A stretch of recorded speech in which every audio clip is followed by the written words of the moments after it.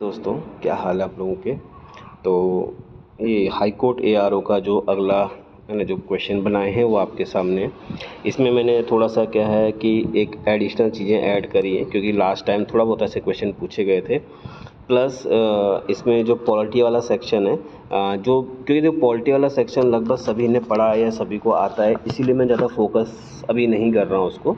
और एक अगला जो कल का पेपर होगा उसमें वो सब चीज़ें फोकस रहेंगी, ठीक है। तो इसलिए क्या है, सीधे सीधे मैं आपके सामने जो क्वेश्चन है जो बन सकते हैं लीगल हिस्ट्री से, वो वाला क्वेश्चन, लीगल हिस्ट्री क्वेश्चन, ठीक है ना, इनको करते हैं। तो पहला इसमें क्वेश्चन, जो अगला क्वेश्चन है, तो चौल्ट्री कोड के बारे में मैंने आपको पहले बात कर ली थी। तो कहते हैं चौल्ट्री कोड का जो मुख्य अधिकारी उसे क्या कहते थे, तो आंसर आएगा एडिगार।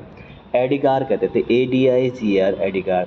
बेसिकली एडिगार के पद पर, ठीक है, कौन होता था, एडिगार कौन होता था, क्या वो अंग्रेज अधिकारी होता था, आंसर आएगा नहीं। एडिगार अंग्रेज अधिकारी नहीं होता था, वो जो गांव में जो मुख्य अधिकारी होगा या मुखिया होगा, वही व्यक्ति क्या होगा, एडिगार कहलाएगा। क्लियर। तो इसमें एडिगार का होगा, एडिगार जो है अपनी जो जहाँ उसका क्षेत्र है वहाँ पर क्या करेगा, वो शांति व्यवस्था अपनाएगा, ठीक है ना। और जितने भी दीवानी मामले यानी जो सिविल मामले हो गए उनका निपटारा करता था, उसे एडिगार कहते थे, ठीक है। इसमें जो अगला क्वेश्चन है वहाँ से थोड़ा सा और क्लियर है कि चौल्ट्री कोर्ट में निम्न में से कौन सा कार्य नहीं करते। तो जो चौल्ट्री कोर्ट थे वो क्या कार्य नहीं करते थे, ठीक है ना। तो जो नहीं करते थे वो था शांति व्यवस्था बनाना, शांति व्यवस्था बनाने का काम वो नहीं करते थे। बाकी चुंगी वसूल करना, दीवानी मामलों का निपटाना, ये मैंने आपको अभी बताया। गंभीर फौजदारी मामलों पर निर्णय, ठीक है ना। तो गंभीर फौजदारी मामलों पर निर्णय जो रहेगा उसमें ये इसका आंसर होगा, ठीक है। ये नहीं है, शांति व्यवस्था बनाने का काम तो होगा इसका, गंभीर फौजदारी मामलों का पर निर्णय ये इनके अंतर्गत नहीं आएगा, ठीक है। ये इसका आंसर होगा थर्ड वाला, ठीक है, सी, गंभीर फौजदारी मामलों पर निर्णय देने का अधिकार इनको नहीं होगा, चौल्ट्री कोर्ट को।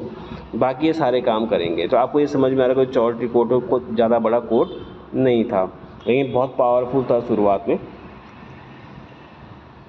अगला जो आएगा, किस वर्ष फोर्ट सेंट जॉर्ज, इसी को मद्रास भी कहते हैं, क्योंकि फोर्ट सेंट जॉर्ज एक फोर्ट था जो किले बंद था, और इसको पहली बार क्या है मद्रास में जो बनाया गया उसका नाम रखा गया था, किले बंद कोठी थी इनकी।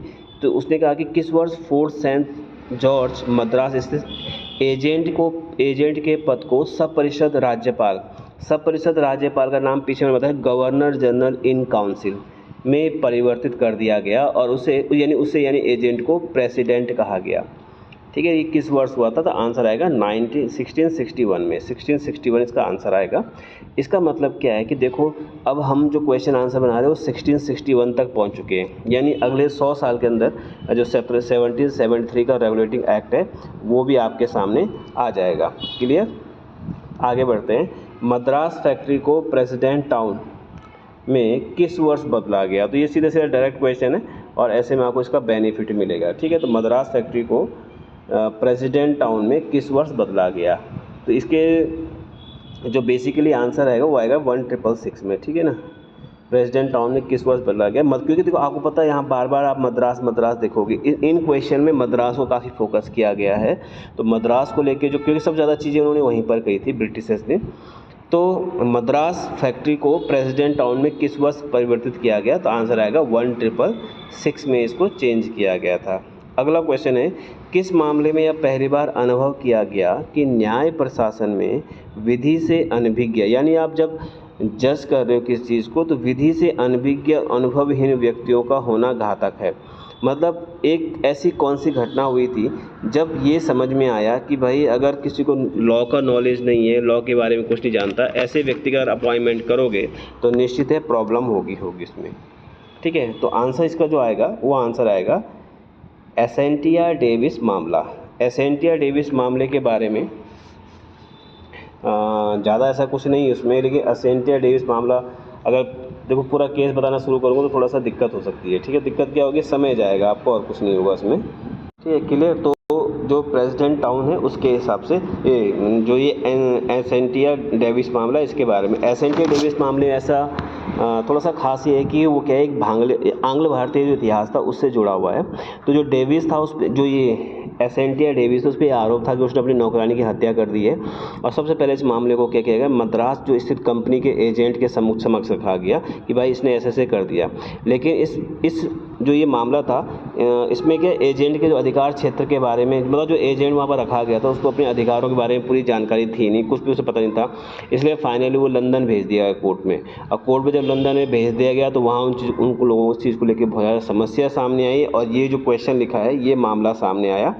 तो इसीलिए जो एसेंटिया डेविस मामला है ये सामने आता है। ये 1665 का मामला, देखो ईयर भी लिखा मैंने ब्रैकेट में, 1665 का मामला है। आगे बढ़ते हैं।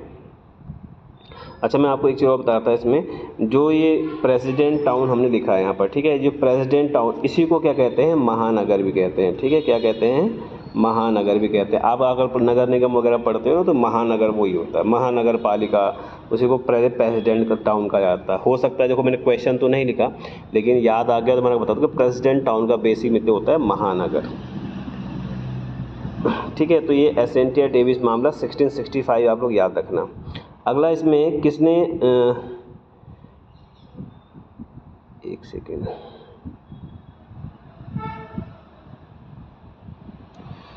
ठीक है, किसने अपनी न्यायिक योजना द्वारा गवर्निंग काउंसिल का न्यायालय सप्ताह में 2 बार नियमित रूप से प्रारंभ किया। देखो, जो एजेंट था उसके पास अधिकार नहीं थे, तो प्रेसिडेंट टाउन की स्थापना हुई और उनको अधिकार दिए गए। तो फाइनली ये देखा गया कि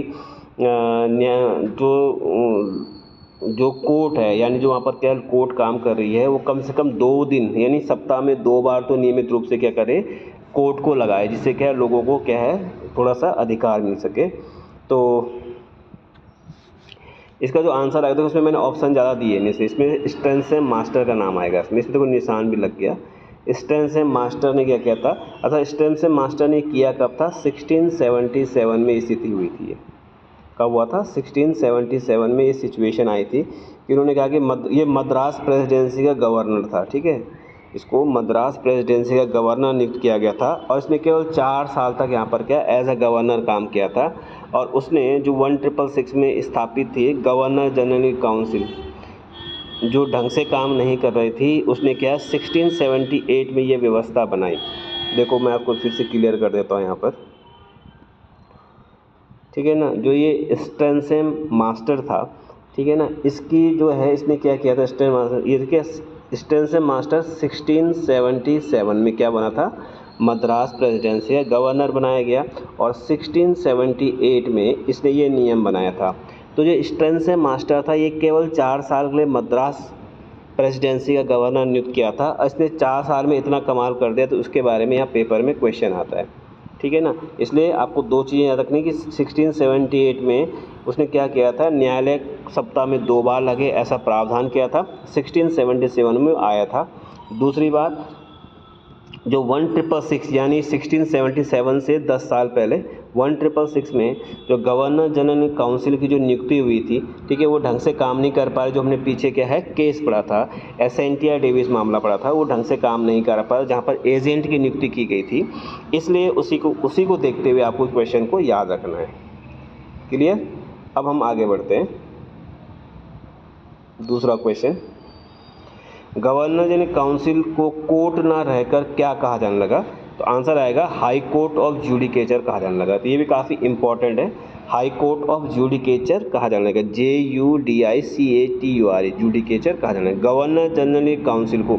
यानी देखो इसमें आपको मैंने अभी जो समझा रहा था, मैं आपको ये समझा रहा था इसमें कि जो गवर्नर जनरल की काउंसिल है उसे क्या कहा जाने लगा। तो इसका मतलब सीधे ये है कि जो ये स्टेंसेम मास्टर थे, इन्होंने जो गवर्नर जनरल की काउंसिल है जो क्या है 1666 में बनाई गई थी, नाम दिया गया था मतलब चाउटी कोर्ट के बाद, ये ढंग से जब काम नहीं करी थी, तो जब इनकी नियुक्ति 1677 में हुई, तो उसके बाद उन्होंने 1678 में इस पर क्या है काम करना शुरू कर दिया था गवर्नर इन काउंसिल में। तो फाइनली उसमें सक्सेसफुल रहे, जिस कारण क्या है बाद में क्या हमारा जो अगला क्वेश्चन आ रहा है वो इसी से रिलेटेड है कि गवर्नर इन काउंसिल के कोर्ट न रहकर क्या कहा जाने लगा।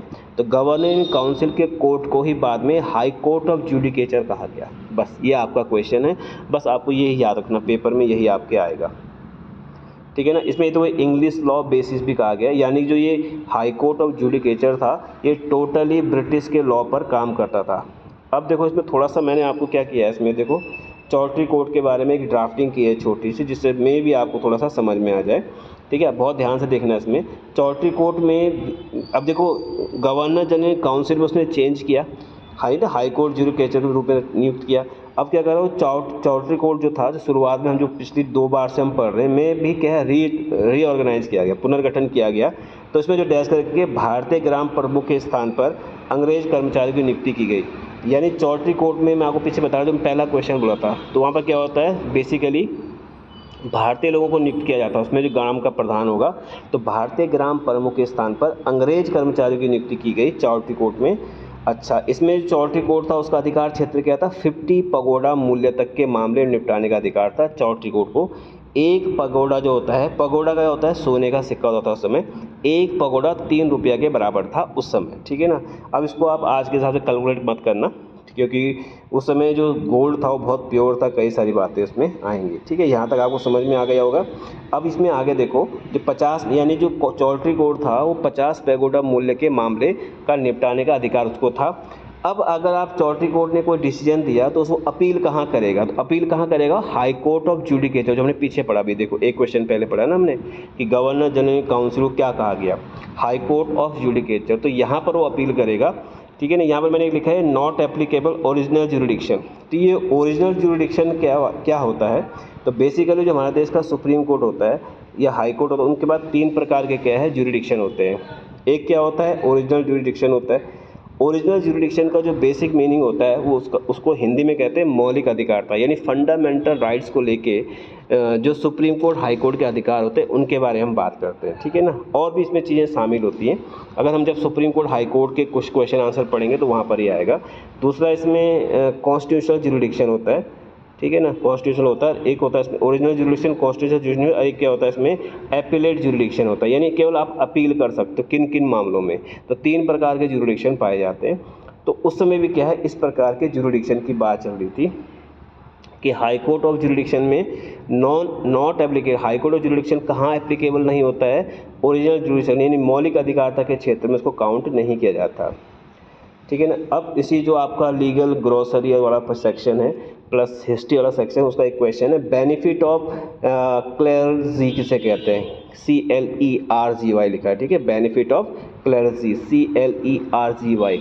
तो बेनिफिट ऑफ क्लेर्जी का मीनिंग क्या होता है, इसका अर्थ है कुछ मामलों में अंग्रेज अपराधियों को सुविधा, यानी कोई अंग्रेज है उसने कोई गड़बड़ कर दी है तो उसको सुविधा जो मिलेगी उसमें, जैसे कहते हैं ना ये मतलब VIP ट्रीटमेंट टाइप का, उसी को कहते हैं। ठीक है, बेनिफिट ऑफ क्लेर्जी का मीनिंग यही होता है। इसमें अगला आगे बढ़ेंगे हम इसमें।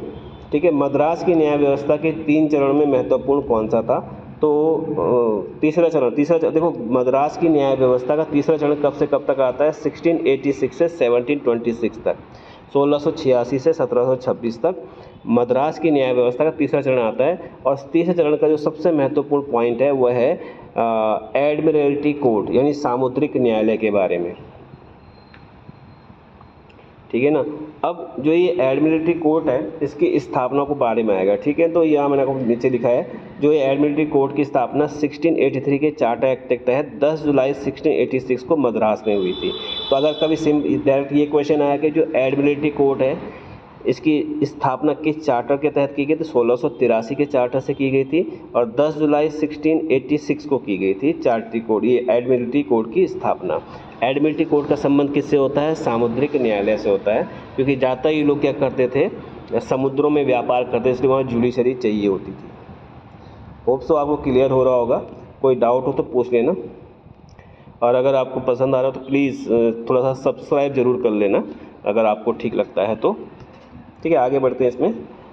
एडमिरल्टी कोर्ट का न्यायाधीश क्या कहलाता था, तो एडमिरल्टी कोर्ट का जो न्यायाधीश, सामुद्रिक न्यायालय का न्यायाधीश क्या कहलाता था, आंसर आता है जज एडवोकेट कहते हैं। क्या कहते थे इसको, जज एडवोकेट कहते।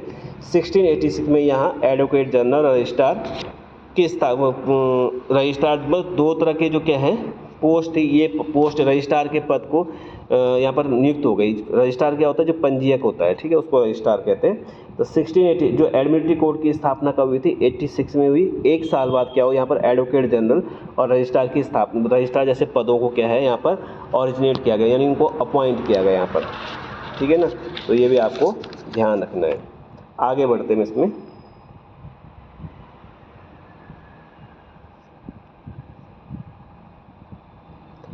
1694 में अब 87 तक हम आ गए थे, ठीक है, 1687 तक हम आ गए थे। 1694 में घूसखोरी के आरोप में किस न्यायाधीश को पहली बार रिमूव किया गया उसके पद से? तो घूसखोरी के आरोप में पहली बार किसको रिमूव किया गया था? आंसर आएगा जॉन डबलिन को किया गया था, ठीक है, जॉन डबलिन को किया गया था। घूसखोरी के आरोप में उसे उसके पद से हटा दिया गया था। अगला जो क्वेश्चन है, मेयर कोर्ट की स्थापना कब की गई थी? मेयर कोर्ट की स्थापना ये लंदन या मद्रास में हुई थी, और मेयर कोर्ट की स्थापना जो की गई थी वो 30 दिसंबर 1687 को ब्रिटिश क्राउन द्वारा की गई थी। मेयर कोर्ट की स्थापना आपको ये जो 1687, 1677, 1667, 66 ऐसी डेट्स आपको बहुत दिख रही हैं, इसलिए बहुत अच्छे से लिखना तो आपको समझ में आएगा। मेयर कोर्ट की स्थापना, इससे पहले मैंने आपको क्या है एडमायली कोर्ट के बारे में लिखाया था, इसका न्यायाधीश 1683, ठीक है ना, स्थापना 1683 में, 1687 में हुई थी। अब हम क्या पढ़ रहे थे? Mayor court. देखो जब मेयर कोर्ट बना उसी समय क्या बना था? जब ये एडमिनिस्ट्रेटिव कोर्ट बना था 86 में मद्रास में, उसी समय मेयर कोर्ट की स्थापना एक साल बाद 86 बाद 87 में हो गई थी, 30 दिसंबर 1687 ब्रिटिश क्राउन के द्वारा, ठीक है। तो ये भी आपको ध्यान रखना है। 1687 में चार्टर 1687 के चार्टर द्वारा मद्रास में पहला नगर निगम बनाया गया था। ये क्वेश्चन तो बहुत पेपर में आता है कि भारत का पहला नगर निगम भी मद्रास में माना जाता है, और सिक्का कब बना था? 1687 में। कैसे बना था? 1687 के चार्टर द्वारा बनाया गया था। अगला जो क्वेश्चन है उसके बारे में देखते हैं। इसमें मेयर कोर्ट के अधिकारियों का क्रम क्या है? तो ये अधिकारियों का क्रम मैंने इस तरह से लिखा है, मैंने इसको क्वेश्चन आंसर नहीं बनाया है, बहुत सारे क्वेश्चन को देख ही रहे हो आप इसमें। इससे क्या होगा कि आपको क्या फालतू कितने ऑप्शन देखो आपको, क्योंकि मेन तो आपको आंसर पता होने चाहिए, क्योंकि इतना समय नहीं है, ठीक है ना। तो बेसिकली देखो मेयर कोर्ट में जो अधिकारियों का क्रम है वो सबसे ऊपर इसमें मेयर होता है, ठीक है ना। मेयर के नीचे क्या होते हैं? 12 एल्डरमैन होते हैं, ठीक है ना।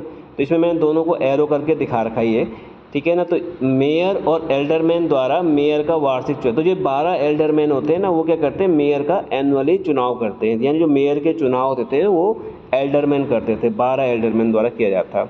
जो ये 12 एल्डरमैन होते हैं ये इनका जो कार्यकाल होता है आजीवन होता है, ये उसके बाद उनके बच्चे बनाए जाते हैं, उस समय की बात है, ठीक है ना। मेयर कोर्ट के बारे में जो एक बात और है कि मेयर प्लस एल्डरमैन का जो संयुक्त न्यायालय होता था, ये दोनों एक साथ बैठते थे, दीवानी और फौजदारी दोनों प्रकार के मामले ये देखते थे मेयर कोर्ट वाले, ठीक है ना। इसके नीचे मैंने बर्गिसेस लिखा है। जो बर्गिसेस हैं ये इनकी संख्या 60 से 120 के आसपास, जो पार्षद होते हैं ना उनकी बात करें। क्षेत्र पंचायत सदस्य, मेयर सबसे ऊपर हो गया, क्षेत्र पंचायत सदस्य बीच वाला हो गया, लास्ट में पार्षद हो गए। तो इनकी संख्या 60 से लेकर 120 के बीच में थी।